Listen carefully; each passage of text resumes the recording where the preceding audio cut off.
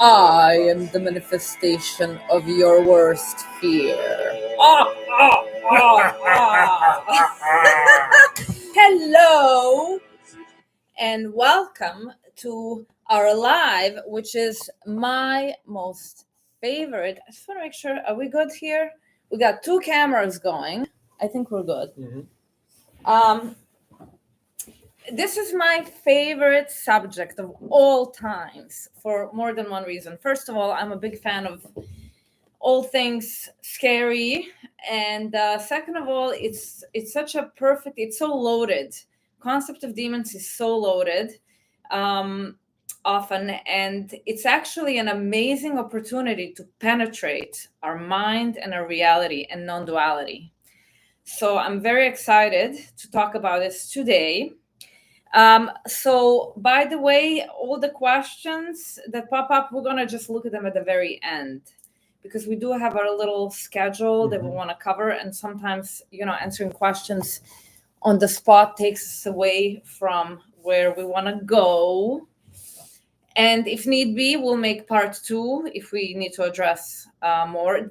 Actually, there is a lot to discuss in this realm. So we're going to draw from a few different sources. Obviously, Tibetan Buddhism, which is our home tradition, Western Hermetic Tradition, which is also our home tradition, and even mystical Christianity.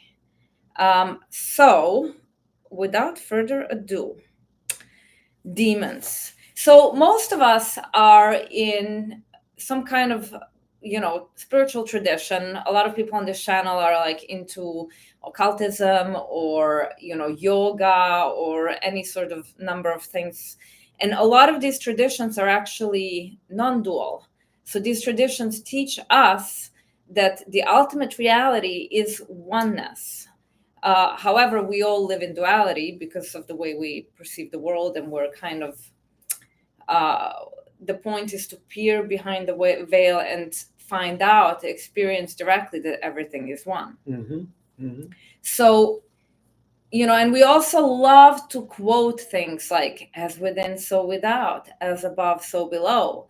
But when it comes to meditating on this in real time and understanding what it actually means, nobody wants to do it, because nobody wants to acknowledge that the things that we see outside of ourselves are a reflection of something inside. The inside and outside are mutually interconnected. By the way, you jump in or you nudge me when I tend to go on a tangent. So, okay. So, from that perspective, things that we see without necessarily mirror that which is within. And so is with demons. Now, what are demons? We have some kind of, everybody has their own, we have these narratives that demons are evil. They represent all the, and then you have in the Western Hermetic tradition, there are a lot of people who have a more middle way view that demons are not necessarily evil. But the fact of the matter is that if we look inside of our psyche, inside of our mind, we see that, we have a lot of different narratives. We have angels and demons existing within our mind. So what would be the voices of demons? Jealousy, greed, pettiness, and anything that makes us feel bad about ourselves, and anything that makes us have aversion for another, or even anything that draws us into addictions, right? So the 3 poisons, attachment or addiction, aversion or hatred, and ignorance, these are 3 things that are called 3 poisons in Buddhism that basically connect us with the demonic sort of archetype within and without. And it's interesting to note that virtually every culture has some kind of idea of a demon. These represent kind of these minions of evil, the henchmen that carry out the evil of the world. Even in Buddhism, where there are concepts of hell realms, there's 2 different kinds of demons posited. Some of these are actually sentient beings that are born into a role of torturers and so forth. But much more often, demons are perceived as elements of our own mind, and it's our own karma that is creating this type of suffering. But the point is that demons, demonology, the devil worship, and all of these kind of things are a fascinating topic that, especially as a young man, I was extremely interested in. And I think these draw us because of their shadowy nature. There's something about them that are attractive in some way. Because they're familiar. Mm-hmm. We know them actually intimately. Well, I lost my train of thought. I was going to throw something in and now I can't remember. But anyway, so demons, when we bring this up, like a lot of people kind of react to this concept that like outer demons are a reflection of inner demons. We're not saying that there is no sort of entity or energy that has some kind of demonic nature that's potentially objective. But we are saying that whatever we sort of see, that kind of energy, like, for example, let's unpack energy of jealousy, right? Energy of jealousy manifests in the world in multiple ways. And people act out as a result of jealousy. They might do petty things. They might do outright harmful things to others because of jealousy, right? So the kind of jealousy that's out there corresponds to our own capacity for jealousy. And we, as human beings, we all have capacity for evil. We all have capacity, to create harm. So to the extent that we follow that jealousy in our own life and allowing it to control our behavior and how we treat others, to that extent are we susceptible to the demon of jealousy. It doesn't matter if it's like outside or inside. In fact, like inside, the two are mutually interconnected.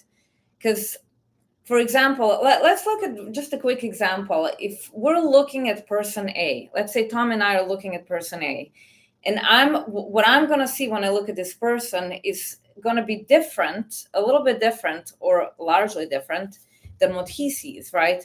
And we can see this in real time because, like, just look at political candidates, right? We can look at one of the political individuals and like take two people who have different points of view on the same person. It's like, how is it possible that I can like somebody and the other person can just hate that same person?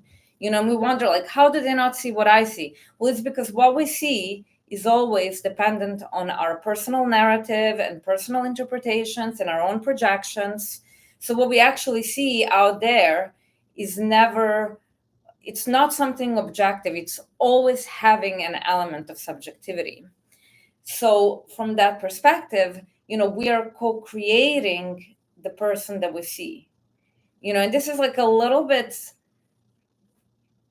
complicated, but if you, these concepts of like seeing the non-duality of our reality, they're infused, for example, in certain traditions, like in Tibetan Buddhism.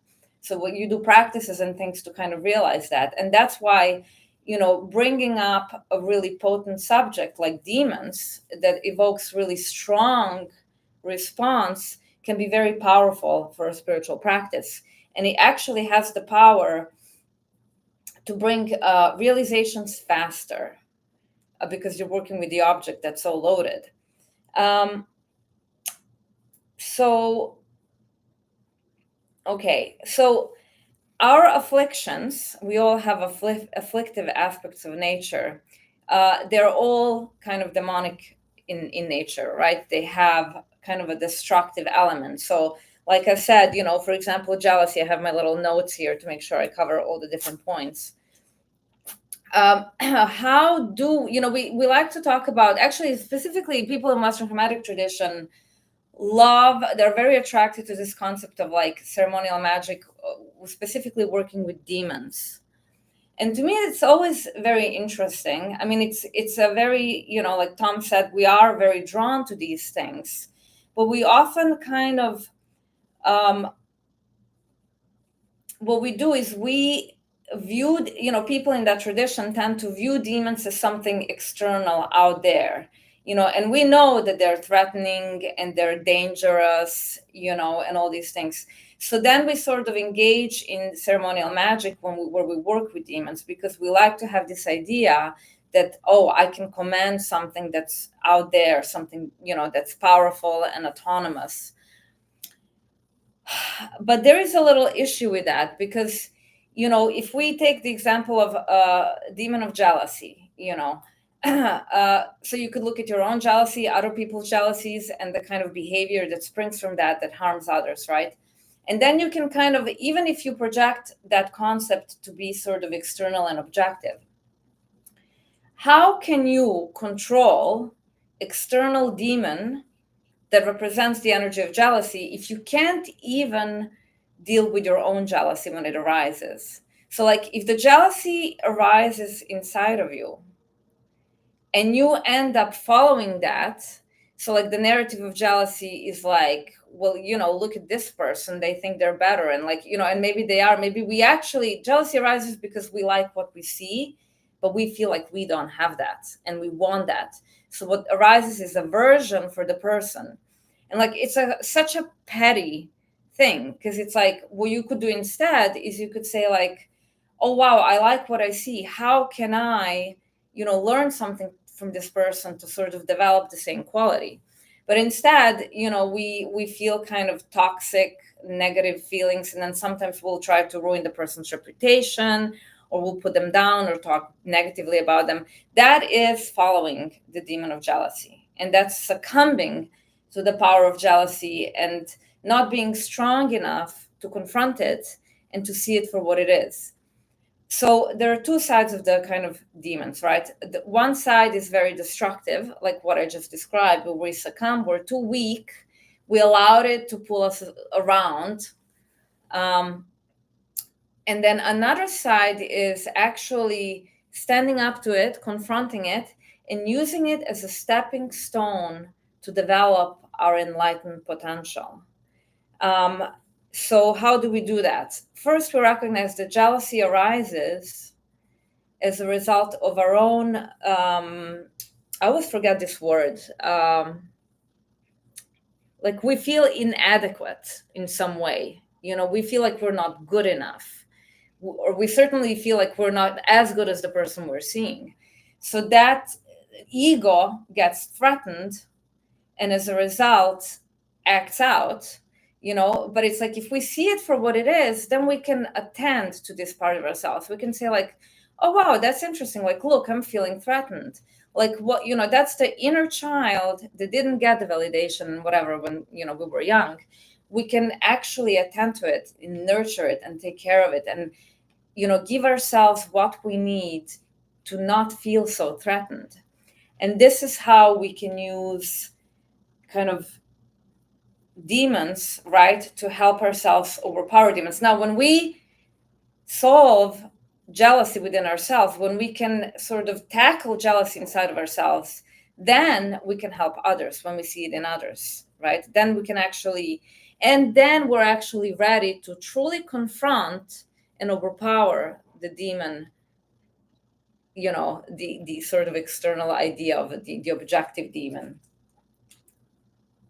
Did you want to say anything, or because we can talk about Padmasambhava, or yes. So in Buddhist traditions, demons are looked at in different ways, and there was a legendary and real figure, Padmasambhava. He was a Western Indian master who traveled to Tibet, and it is said that the spread and propagation of Buddhism. That's Padmasambhava. I'm just showing Padmasambhava. The spread of Buddhism was being hampered by the demons of the Tibetan countryside. These were local demons that associated with different places and powers places. So they brought Padmasambhava there to Tibet to rein in these demons in order to create the conditions that the positive message of Buddhism could be spread and actually practiced.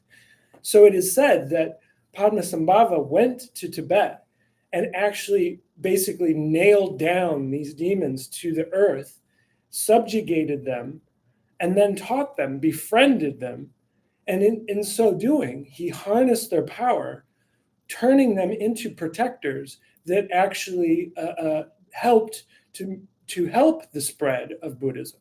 So the idea is that we can't kill these demons. We can't kill the basic urges, the will to survive, and the programs in our own head that are there in order to help us survive.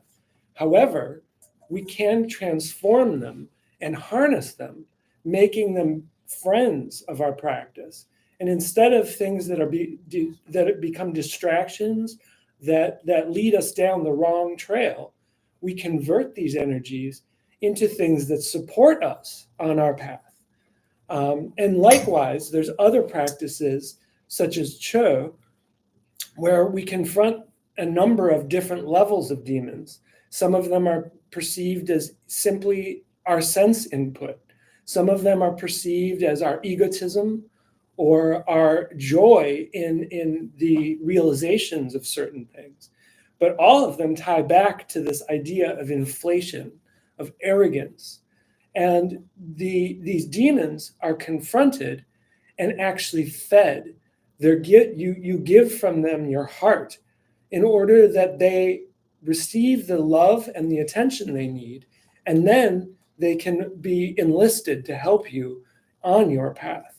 But once again, they cannot be destroyed. So to look at from the Western Hermetic perspective, demons are often, there's a practice called Goisha that stems back from King Solomon, who enlisted 72 demons in order to help build the Temple of Solomon. So even in this perspective, these base kind of mundane, worldly energies are harnessed and used in order to create something holy, something bigger than themselves. And in the practice of Goisha, you're bringing forth these different elements that represent kind of these different pieces of our own psyche, and you're binding them. You're asserting the will over their base kind of instinct, and then enlisting that energy, redirecting it toward the creation of something bigger, hopefully. And what is that? What is it? What do you call when you take kind of the energy, the unrefined energy, and something that's negative and dark, and you turn it into something opposite? It's alchemy, right? That's a whole premise of alchemy, is transmuting lead into gold. That's actually what it means. And you can do it within yourself, but you can also do it kind of you could do it subjectively and you could do it objectively. But the thing is, you can't face an objective demon unless you know how to tame the demonic within yourself. So there was something I was going to say. So so for instance, like if we look at the Brahmalin, right? A Brahmalin is a kind of a fundamental text in the Western Hermetic tradition, a Brahmalin working. And the entire premise of that working, actually the point of a Brahmalin work, is to get in touch with our holy guardian angel. So it's a operation that lasts 18 months where we're kind of refining ourselves and purifying ourselves so that we can become a vessel that's sort of pure enough to receive direct sort of communication with the highest, with the holy guardian angel that represents our lifeline between the kind of oneness, divinity, Kether, and so on. But what's the first thing? So you do that first. And then what's the very first thing after you establish what's known as knowledge and conversation of your holy guardian angel. The first thing you do is you invite the princes of hell, and you force them. And mind you, this is not, you're not using your own authority, because you're just like this kind of imperfect human, right? You're using the authority of your holy guardian angel that now you're sort of unifying with, to force them to kind of pledge their allegiance and to bid the will of your holy guardian angel. So, and actually in a Brahmalin book, it's specified that that one should never tackle any sort of work with the demonic until that is done first. So you first connect with the higher self, and then you sort of go, into the kind of infernal element of your being. One, how do we go about healing our demons? There is, well, Tom mentioned Sho practice, which is Tibetan Buddhist practice, and then there is another sort of modern interpretation of that practice that's kind of psychological in nature, that was created by one of the yoginis, Lama Tsultrim Alioni, that's called Feeding Your Demons. And the whole premise of that is basically you identify things inside of yourself that are prima materia, the impure substance, the things we dislike, disown, all of our shadow material. And you basically, and this could be any illness, any imperfections that we have, insecurities, any addictions. Physical, addictions. And you sort of, the practice is, in a nutshell, is you kind of invite it out to manifest in front of you. Of course, this manifestation, this is a visualization. It's happening in your mind's eye. So it's kind of a form of active imagination, where you kind of allow, or you employ your unconscious to participate and to give form to this thing. And then you get to know it intimately. So usually things that we don't like, we want to sweep it under the rug. We don't want to look at it. We pretend like it's not there. And like Tom said, you can't kill off the demon. Like, you can try to suppress it and choke it. It's just going to come back tenfold. That's the nature of the demon. So the only thing that you can ever do is transmute it. And that psychologically is integration. Right. It's bringing that whole world together into a functioning system that doesn't have disparate parts, fighting each other. So back to the practices, you give it form. So now it starts to manifest in front of you. Now you get to take a look at it, and you see, like, how did my unconscious, what is the form that my unconscious ascribed to this energy? And then you start to engage in conversation with it. You commune with it. You ask it questions, things like, what do you want? What do you need? Because remember, there is like a difference between what we want and what we actually need. And then you go through this practice of, like, you visualize yourself turning into this kind of nectar that's a symbolic representation for whatever it is that this kind of energy, hungry energy, is requiring. And then you see yourself feeding it. And then you kind of try to, like, integrate it. You try to turn the demon into an ally.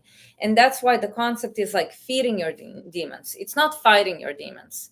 Because in fighting anything, on a good day, we may prevail. But on a bad day, we're not always going to be strong enough to kind of overpower our impulses. So a big part of this work is finding it in ourselves to develop compassion for these sort of energies that exist within ourselves, because they're caused. They're not random. They didn't just like pop in there. If we look at the energy of our own inner demons, they all spring from some kind of pain or some kind of unmet need. So from that perspective, it's really helpful to start changing the way we look at these kind of things and looking at them from, like, a higher perspective. So, like, if we look at things from a very egotistical perspective, from, like, seeing myself as separate, we're going to see enemies everywhere.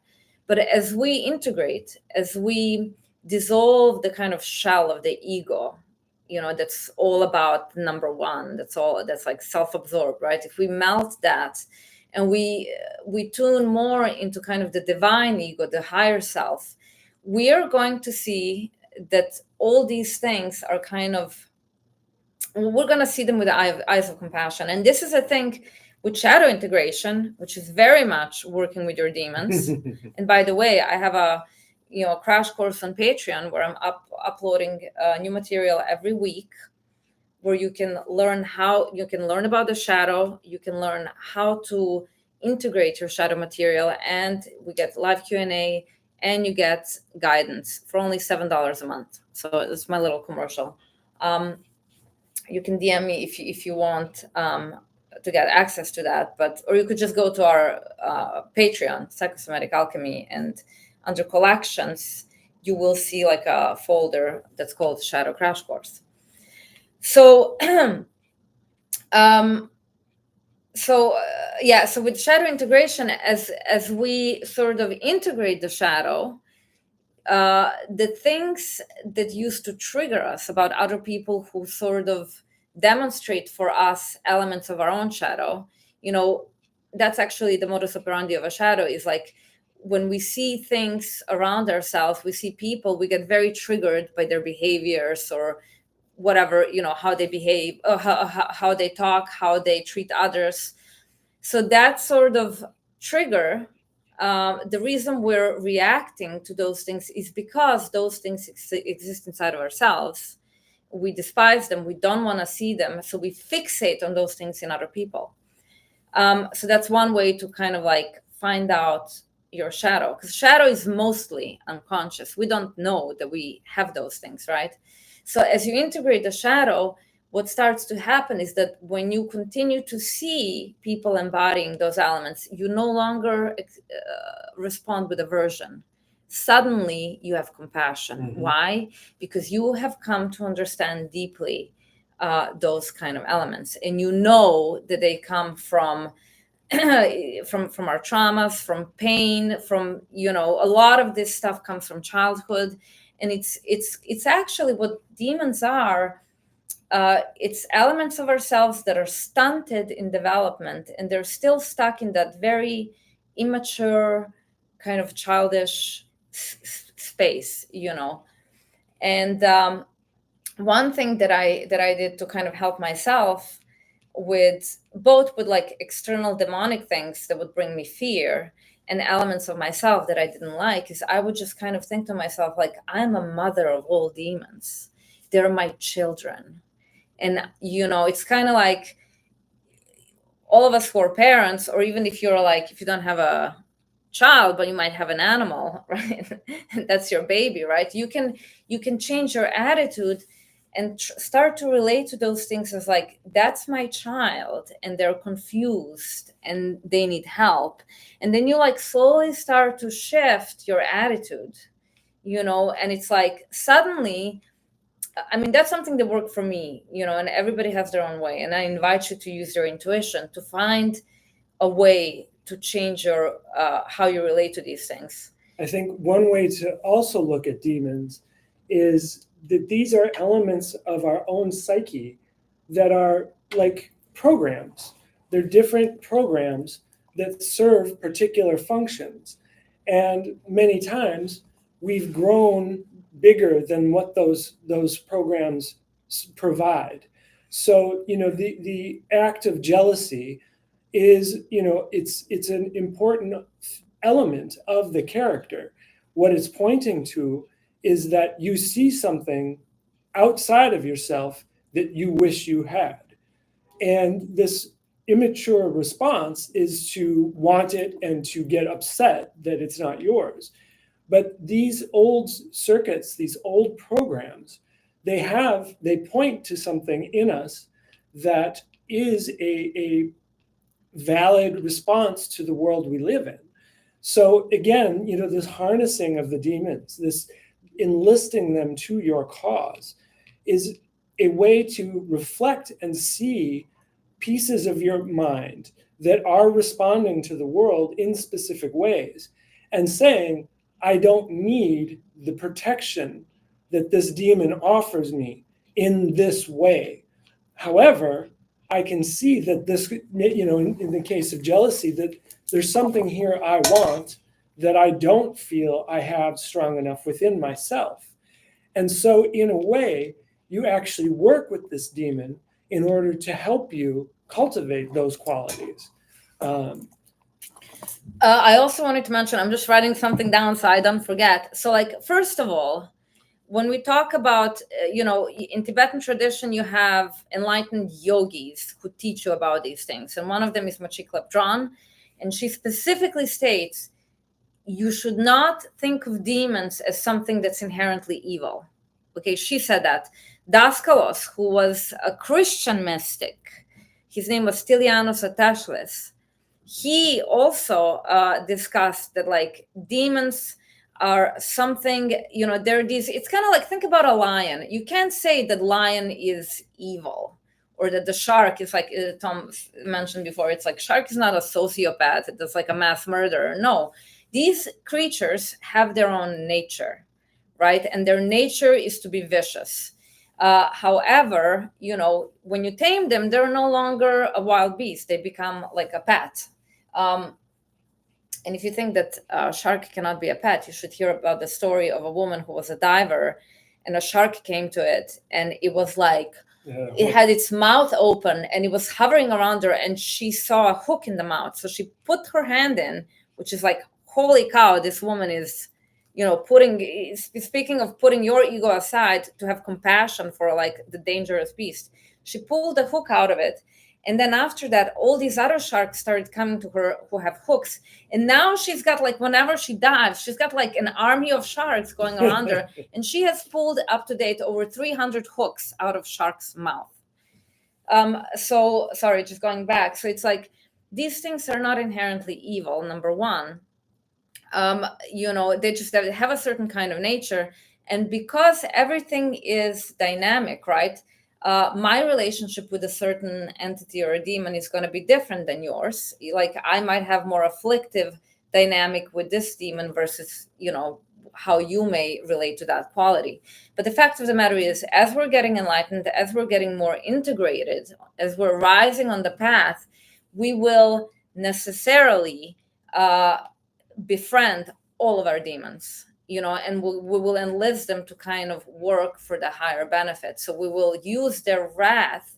So they will keep their wrath. You can't really change their own aggression, but you can reorient it so that their aggression is there to protect something that's sacred, or, and that's the thing with, Padmasambhava, he turned these demons into Dharma protectors. And Dharma is highest teachings of the Buddha that are aimed to help us become enlightened. So then they become like a guard dog of something sacred. But, one of the ideas that is common in the world of demons is possession.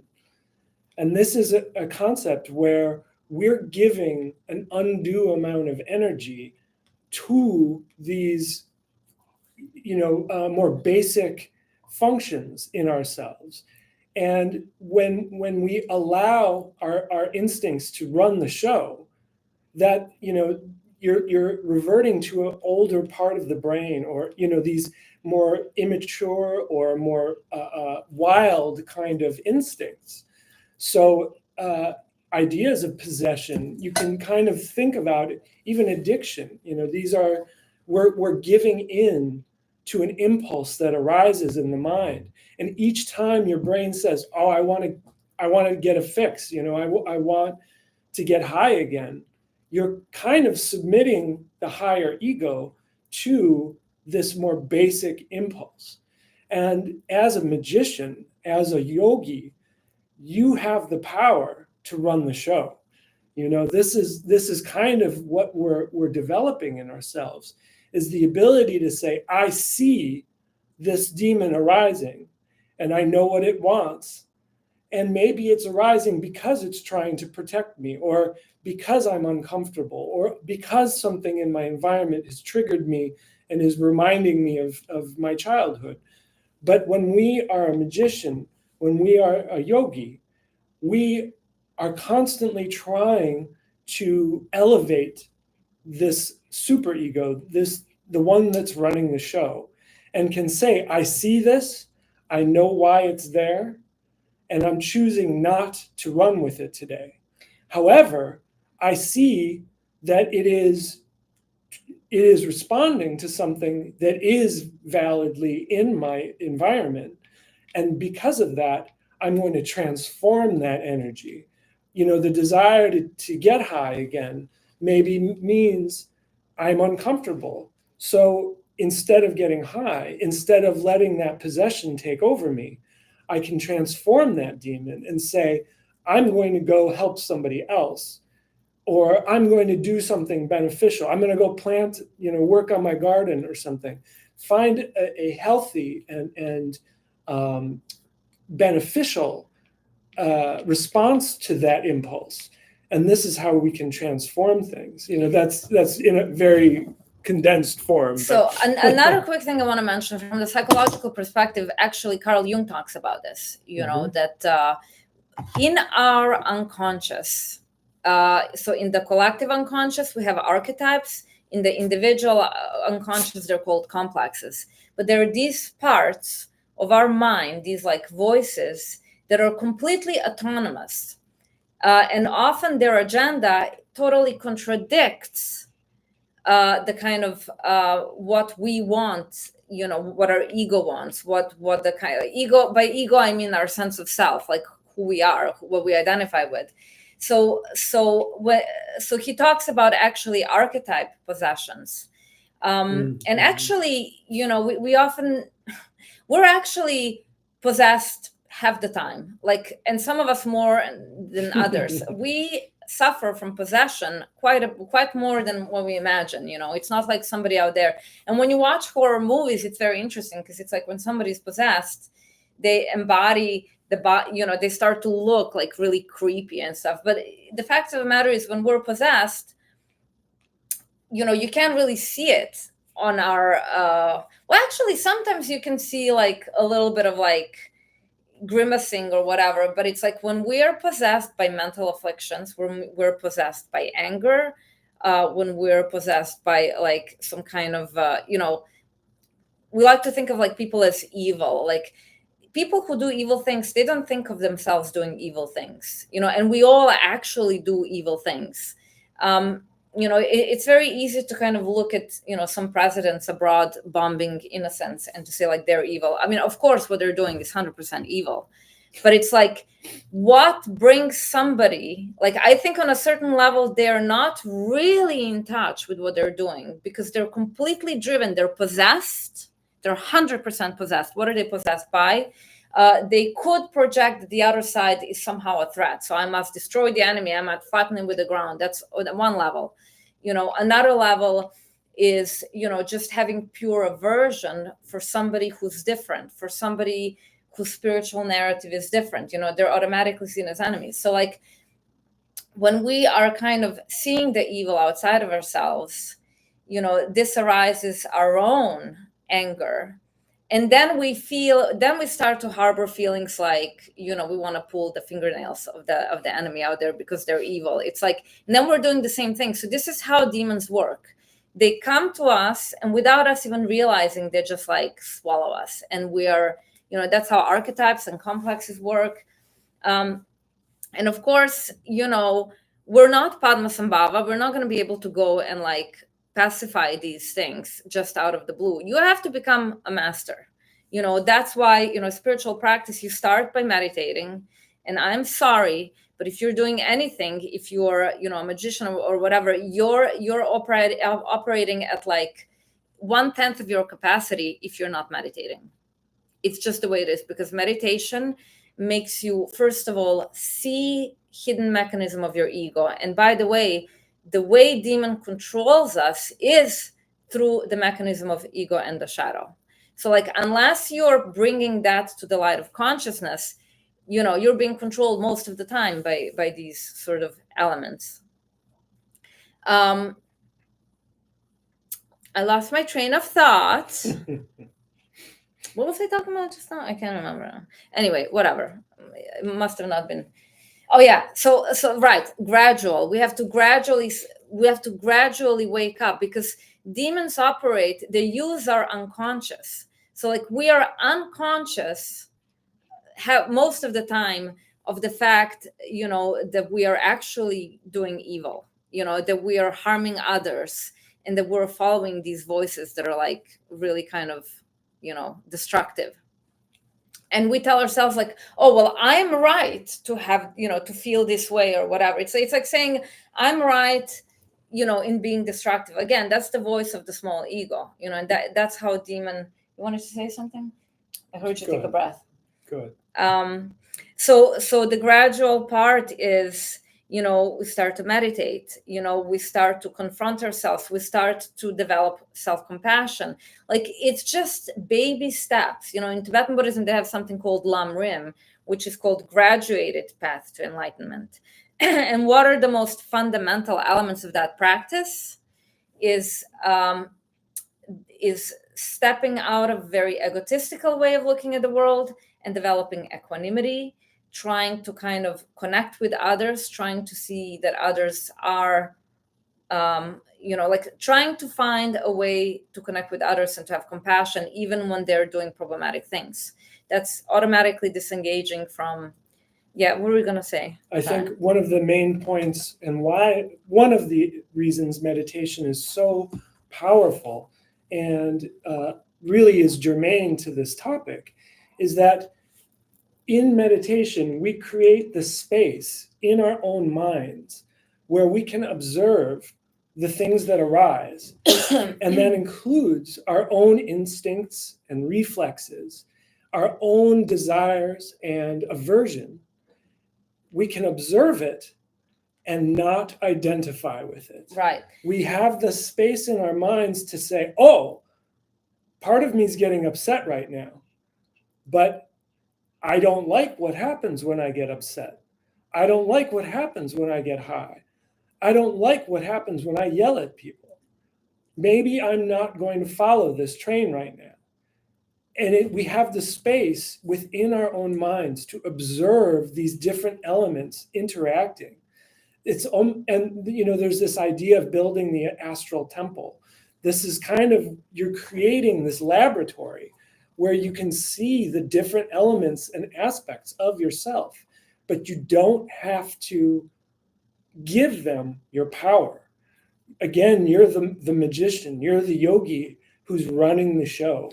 Also, like you can see in meditation is like, what happens is like you almost like slow down time in a way, because you're like putting a magnifying glass to minute things that are happening inside of your body mind. And there are certain things that have to come together for the affliction to arise. So like you see,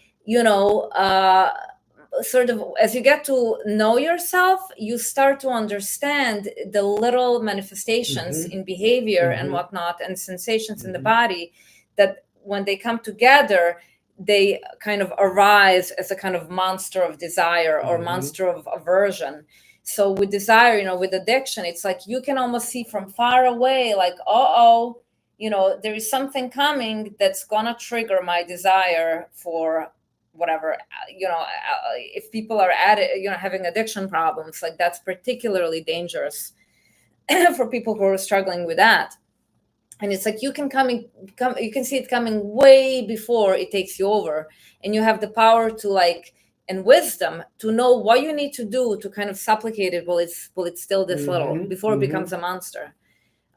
So and that's why there are people going after these, like, I'm gonna command allegiance. You don't command dick. I'm sorry to have to say that. Like, half the time, like, if you can't handle somebody standing in front of you and like insulting you without freaking out, you can't command demons. You can't even command your own you don't even have discipline over your own afflictions. So like you can forget this idea that like you're commanding legions. Legions is like, are you kidding me? Like, can you deal, imagine that like the demon of fear, primal fear, which we all have, Imagine the demon of primal fear arising, and at the same time you feel pain, and at the same time, you feel all your kind of things are activated inside. Unless you can sit through that in the way Buddha sat through that, and fucking went through, unless you can do these things, you can forget about commanding legions. Because what's happening, and I've seen it firsthand, is that I'm not saying you can't work with entities, but I'm saying like this attitude of like thinking to yourself that like I'm in command of some great entity, and then I'm gonna go online and tell everybody how I'm commanding that thing. That, my dear, is your fucking ego.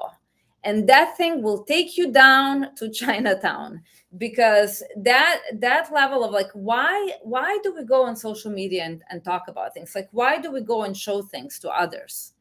If you're really doing something, everybody knows this is like spirituality 101, that your spiritual stuff and the information you receive from spirits and any sort of work that you do is supposed to be kept secret. Zip the lip. 101. Why? Because when you go and you talk about it, first of all, you dissipate the energy. And second of all, you're just doing it to try to control other people's perception of you. Because you want people to think you're so fucking great.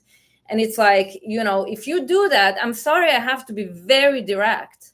It's like, because I care, because, we're all in this together and we all suffer from same bullshit. It's like, you think I don't have a desire to go and kind of show something off? I do, but I don't want to respond to that because I know what it is. And that's the thing, like when you meditate, you get to intimately see how ego works and how mechanism is created to keep you totally trapped, and to like feed. And every time, this is another thing I want to say, every time we allow the jealousy to overpower us, we allow the pride to make us like go and divulge our most sacred spiritual things that we're doing, like spiritual secrets that are supposed to help us wake up. We take that and we cheapen it like pearls before swine. We just like toss it for all the fucking world on social media, all the profane people, and like for everybody to look at our jewels. Then you that thing that's worthwhile is no longer a philosopher's stone. It's a fucking hardened excrement. That's what you make out of it when you do that. And it's like, I'm just gonna like put it out there how it is. And if you're getting upset right now, I'm telling the truth. Okay, so I'm gonna like just put that out there. I want to go back to the thing about Daskalos, who was a Christian mystic, who is just incredible. He talks about, which is very rare for Christian mystics to talk about this, he had this concept of like, he could see actually these energy formations that we call demons that are objective, right? He could see them.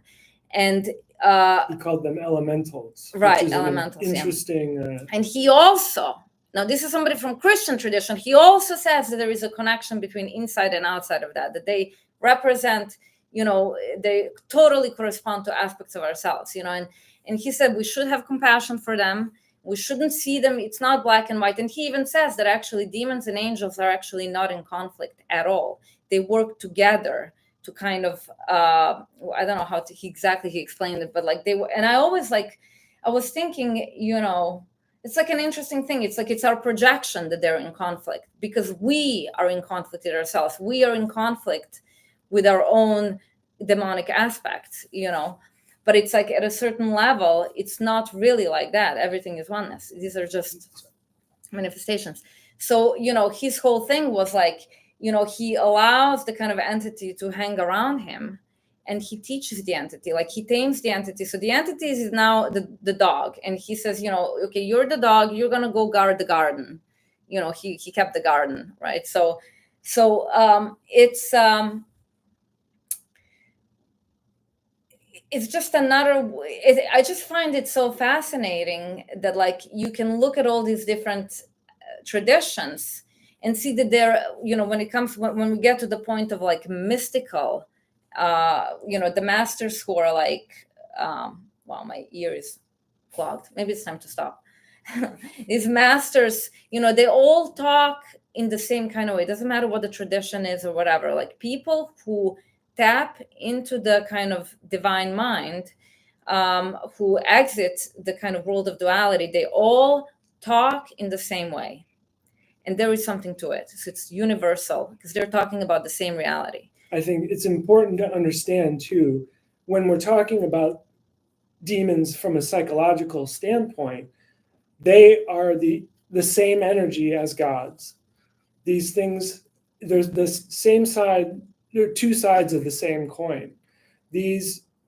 Our desires, our discomforts, our inappropriate responses to things also show us a higher element of ourselves, and they unlock for us in certain ways where we need to do work, where we have areas that are not strong enough yet. And so in this harnessing of the demons, we actually turn them into gods in a certain way. And of course, you don't want to overinflate them to the point where they become complexes or pride and which is just another demon in of itself. But when we aspire to something bigger in ourselves and we see that we have these potentials, we turn these things into our helpers, and our angels, or I think these things they're not dual. It's everything is a potential, everything has Buddhahood. And actually, just one last thing I want to drop, because I think we've been going for a while. So let's look at the most ancient tradition that informs all traditions. Let's look at the concept of karma, which is where that comes from. And then all the masters, including Das Kulsk, who's a Christian master, and they all confirm that the concept of karma is very real and very valid, and it's a thing, right? So basically, karma has to do, it's really just cause and effect. It's like, if I engage in this behavior, my projections will show up for me accordingly, and I'm going to relate to those projections based on my behavior. So it's like, kind of, from that perspective, we are self-creating ourselves and from moment to moment. And how I behave now determines what's gonna happen for me in the future, and how I'm gonna continue to perceive reality, right? So you want to start to dismantle this dualistic thinking that's like super schizophrenic. It's like, because the moment you're feeling happiness is you're setting yourself up to kind of wallow in pain. But when you relate to all things in the same way, and you transcend the duality, you're always kind of, you're holding it together. Like, you're not letting external things dictate whether you're happy or sad. Mm-hmm. So karma and reincarnation are intimately connected, because, karma basically states that, I create myself moment to moment. So the moment when I die, the next moment of my existence, which is outside of this body, is determined by the previous moment of my mind. So what I thought, how I behaved, and so forth, right? So we continue. So according to the ancient traditions, Vedic traditions, wow, my ear keeps closing. All beings that exist in samsara, and samsara being the cycle of birth, aging, death, and then repeat, birth, aging, death, that all of us who live in that, so that's animals, human beings, hungry ghosts, demigods, and gods, right? And hell beings, okay? So these are all the different modes of existence. And that means that gods, which we, a lot of us worship and supplicate, right? They're also samsaric beings. So they're not all powerful, So it's like, you can sort of make offerings, and you can work with them, and you can kind of engage with them to learn more about yourself and blah, blah, blah. But they're not the ultimate all powerful things, because the only difference is that the life, the length, what do you call it? The lifetime, no, lifetime, the span of life of a human being is 80, 90 years, 100 years tops. The lifespan of gods and demigods is eons, which makes sense, because if you think of Hecate or Zeus, you can see that they kind of exist for kind of a long time before.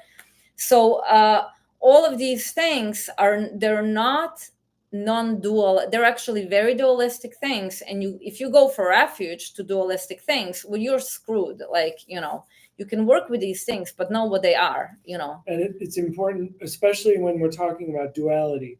The idea of the Tao, of the yin and yang having the seed of each other in themselves, it's really very helpful. And also to think about the wave and the particle. Light is both. And being able to live in a world where I can accept that light is sometimes a wave, and I can accept sometimes it's a particle, dependent on observer. and you know how to use them when they manifest those qualities. But you also aren't addicted to the idea that it is one at the expense of the other. And you're not invested. Yeah. So anyway, that's how we become the masters of the universe. We transcend duality, and then we can exist. Whatever happens, we're just riding the wave. Yeah, we're not. When the terrifying thing shows up, we're not terrified. When the kind of benevolent thing shows up, we're not blissful. We're just, our state is 100% controlled from within. It's not at the mercy of what's happening out there. Definitely. And that's anyway, that's another story. Okay, we're gonna stop. Did we say everything we had to say? Mother of all demons, be mothers and fathers of all sentient beings, and love everybody equally. If somebody's afflicted, if somebody's a little demonic entity, it's because of ignorance. So have compassion. And here's a little demon. What did you demon? You wanted the Mercury demon. Okay, you guys, thank you. Yes, the live stream will be available to watch later. It's gonna be on my YouTube, so I'm going to post a link in the story. And thank you, guys. Check us out on Patreon. Yeah, check us out on Patreon. We also have meditation course challenge that's up free. Because we really wanted to make that available to people for free. Like, we want everybody to meditate. Just want to also quickly see if there are any major questions. Okay, anyway, we unfortunately don't have time to do that right now. Let us know if you have questions. If we didn't answer questions, send us in a DM. Yeah. Then we can transfer it to the next. Sorry, you're here too. Sorry. So yeah, I will post this, and send us questions. That's it. Have a great rest of the Sunday. Have a good one. Bye. Whoops, I forgot here.